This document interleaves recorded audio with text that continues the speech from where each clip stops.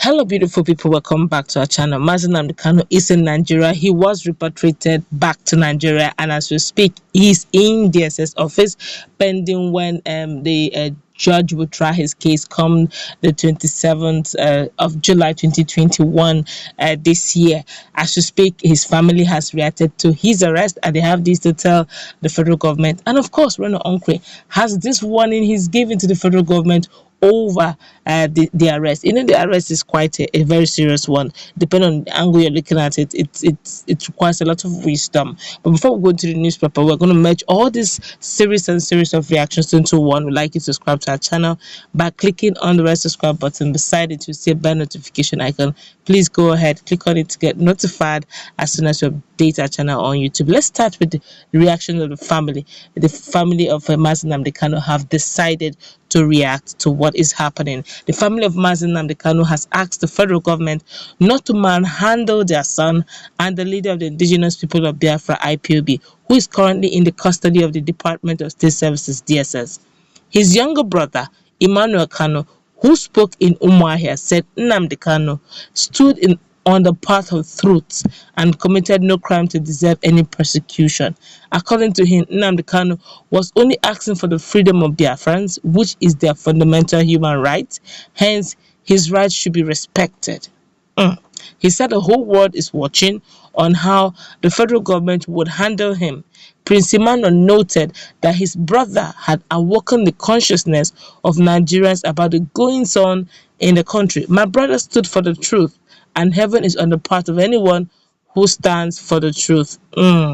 Quite a big one though. But right now, Reno Omokri have also decided to react over this matter. It's quite a very dicey one, and this is what he has to tell the federal government. And one needs to really listen to him. He said, Reno Omokri, former aide to ex-president Goodluck Jonathan, has reacted to the rearrest of Nnamdi Kanu, the leader of the indigenous people of Biafra, IPOB. Omokri said President Muhammad Buhari should expect more Kanus to arise following the arrest of the IPOB leader, that's Indigenous People of Biafran leader. In a series of tweets, the former presidential aide pointed out that the IPOB leader was only a symptom and not the problem. He explained that Buhari and his nepotistic cabals had a problem. According to Omokri, Buhari's failure to treat Nigerians equally would lead to the emergence of more people like Kanu. He wrote, Nnamdi Kanu is not the problem, he is a symptom to the problem. The nepotism of Buhari and his clique, that's cabal, is the problem. Until you address that problem, you will arrest one Nnamdi Kanu and 10 more will arise in his place. Deal with the problem, treat Nigerians equally. The only thing I force Nnamdi Kanu on is his call on his members to kill policemen and soldiers. Other than that, he's just a freedom fighter. Yes, he's under arrest today. Buhari, who has arrested him, was also himself under arrest between 1985 and to 1988. No condition is permanent. That's the man coming from a different perspective. A lot of information are actually headed.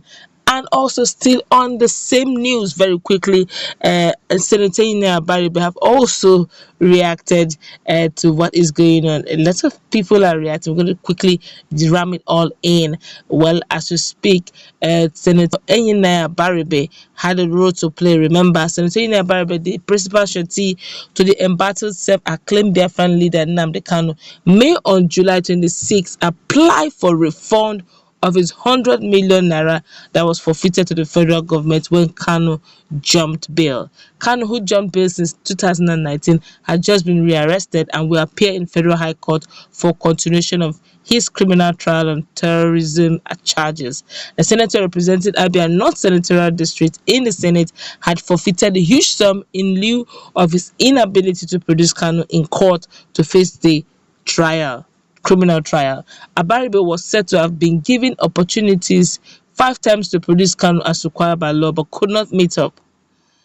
In one of his appearances in court, the senator has alleged that the federal government caused Kanu to jump bail and escape out of the country when armed soldiers allegedly invaded his family house.